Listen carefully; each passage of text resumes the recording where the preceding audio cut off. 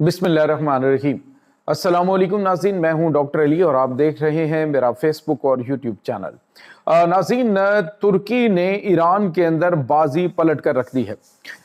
जो ईरान के अंदर बड़े पैमाने पर हमले कर रहे थे और जो एहतजाजों को लीड कर रहे थे, चुन चुन कर निशाना बनाया गया है। बहुत बड़ी तादाद में मगरबी ईरान के अंदर हलाकतें हुई हैं, जबकि इस वक्त ताज़ा तरीन अपडेट्स जो हैं वो ईरान में क्या हैं, ये तमाम तर डिटेल्स आपके साथ हम शेयर करेंगे। जबकि 800 गिरफ्तारियां भी हुई हैं, इसी डिटेल्स भी आप जानेंगे।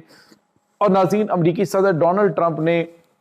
भारत को आखिरी वार्निंग भी दे दी है, इसकी भी डिटेल्स आप जानेंगे। वीडियो की तफसील में जाने से पहले अगर आपने हमारे इस चैनल को सब्सक्राइब नहीं किया हुआ तो आपसे गुजारिश है, काइंडली इसको सब्सक्राइब कर लें और बेल आइकन को ज़रूर दबा दें ताकि हमारी आने वाली वीडियो सबसे पहले आप तक पहुंच सकें। नाज़रीन, हम आपके शुक्रगुजार हैं जो आप हमारे वीलॉग्स को देखने के लिए वक्त निकालते हैं और कमेंट सेक्शन में अपनी मोहब्बतों का इजहार भी करते हैं। नाज़रीन, इस वक्त सूरत हाल ये है कि ईरान के अंदर ये 8 जनवरी से फूटने वाले जो हंगामे हैं वो इस कदर शदीद और इस कदर आप यूँ कह लीजिए कि खौफनाक थे कि बहुत बड़ी तादाद में वहाँ पे तबाही हुई है। आप अंदाज़ा लगाएं कि 50 के करीब बसेस जो हैं वो जला दी गई हैं और इसके अलावा तकरीबन 25 के करीब मसाजिद है जिनको आग लगा दी गई। और तो और नाज़रीन, वहाँ पे वहाँ पे पुलिस स्टेशन हैं उनको आग लगाई गई, बड़े पैमाने पे तबाही मचाई गई। और नाज़रीन, ये कोई बहुत बड़ी तादाद लोगों की नहीं थी जो कि इसमें किरदार अदा कर रही थी, बल्कि मुख्तलिफ शहरों के अंदर ये होने वाले यकदम ये जो मुजाहरे थे ये बड़ी तादाद में हुकूमत मुखालिफ शुरू हो गए। हालांकि नाज़रीन, ये जब पहले 4 जनवरी को ये शुरू हुआ था मामला, महंगाई के खिलाफ ताजरों की जानिब से एहतजाज किया गया, सिविल सोसाइटी की जानिब से, तो जब हुकूमत ने उनके मुतालबात तस्लीम किए तो उसके बाद जो है वो एहतजाज को ख़त्म कर दिया गया। ये लेकिन अचानक ये वाला सिलसिला जो है वो शुरू हुआ जो कि ताहाल जारी है। नाज़रीन, यहाँ पे आपको ये बताते चलें कि इस वक्त तुर्की जो है वो जो ईरान के अंदर बगावत है उसको कुचलने में ईरान की मदद कर रहा है। इत्तलात ये आ रही हैं कि तुर्की ने ईरान में जो इंटेलिजेंस इत्तलात है, ख़ास तौर पे इराक में जो कुर्दिश इस वक्त हमले कर रहे हैं ईरान के अंदर हमला करने के लिए, और इसके अलावा जो ईरान के मगरबी इलाके के अंदर जो बगावत को हवा देने की कोशिश कर रहे हैं, तो वो तमाम के तमाम जो हैं उनकी इंटेलिजेंस मालूमात जो हैं वो तुर्की की जानिब से ईरान को फराहम की गई और उन्होंने कहा जी कि ईरान उनके ऊपर काबू पाएगा। और नाज़रीन, ईरान ने बड़े रिकॉर्ड वक्त के अंदर ये तकरीबन 800 के करीब बंदे जो कि एहतजाज को लीड कर रहे थे उनको गिरफ्तार कर लिया, जबकि बड़ी तादाद जो कुर्दिश दहशतगर्दों की जिनके पास असलहा और गोला बारूद भी मौजूद था, जो कि बड़े पैमाने पे ये जलाओ घिराव वाला काम कर रहे थे, उनको नाज़रीन उड़ा दिया गया है। इसके बाद ईरान के जो तुर्की के जो वज़ीर ख़ारजा हैं उन्होंने कहा कि जो इस वक्त ईरान के अंदर सिचुएशन चल रही है इससे कहीं बदतर सिचुएशन इससे पहले पैदा हुई है और इस तरह के मामले के अंदर रजीम चेंज पॉसिबल नहीं है और इसको ईरान जो है वो अगले चंद एक दिन के अंदर काबू कर लेगा। ये कोई बहुत ऐसा मामला नहीं है कि वहाँ पे हुकूमत तब्दील हो जाए सिर्फ इतने से एहतजाज पर। और साथ ही साथ उन्होंने कहा कि इसके पीछे किसका हाथ है वो भी उन्होंने सारी चीज़ें जो हैं वो क्लियर की हैं। इस वक्त नाज़रीन, तुर्की और ईरान, उसके बाद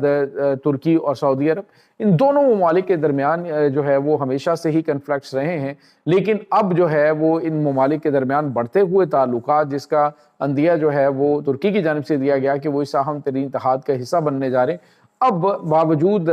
नाटो इत्तेहादी होने के तुर्की की जानिब से पहले भी उन्होंने कहा जी कि हमने जो इसराइल के खिलाफ जंग थी उसमें इंटेलिजेंस शेयरिंग की थी, और अब इन्होंने कहा जी कि हम मज़ीद इनकी इस एहतजाज को और ये जो बगावत है इसको कुचलने में भी मदद कर रहे हैं, जिससे यूँ लग रहा है नाज़रीन के जो इस्लामिक ममालिक हैं उनके ब्लॉक्स में काफ़ी ज़्यादा हमांगी है और एक दूसरे की खामोशी के साथ और कभी एलानिया तौर पर मदद की जाती है। इसके बाद नाज़रीन, एक और बड़ी और अहम तरीन डेवलपमेंट है और वो ये है कि इस वक्त जो वहाँ पे बहुत बड़ी तादाद अफ़गानियों की है, जिस तरह से इन्होंने पहले भी दुश्मन के आलाकार बन के तो इनके खिलाफ कार्रवाइयाँ की थी, अब अफ़गानियों की बड़ी तादाद इस दंगे और फसादात के अंदर भी मुलविस پائی گئی ہے۔ تو اس سے آپ اندازہ لگا لیں ناظرین کہ یہ کس طرح کی قوم ہے کہ جہاں پہ بیٹھتے ہیں، جہاں پہ کھاتے ہیں، وہیں پہ انہوں نے تھوکنا بھی ہوتا ہے۔ اب ترکی نے ان کو ایک اور بڑا جھٹکا دیا ہے۔ ترکی نے آج ایک سٹیٹمنٹ دی ہے جس میں انہوں نے کہا کہ آج بھی جو افغانستان ہے یہ یورپی ممالک کے اندر جو منشیات فروشی، منشیات بھیجنے میں سب سے مین کردار جو ہے وہ افغانستان کا ہے، یعنی دنیا کے اندر جو منشیات سمگلنگ ہے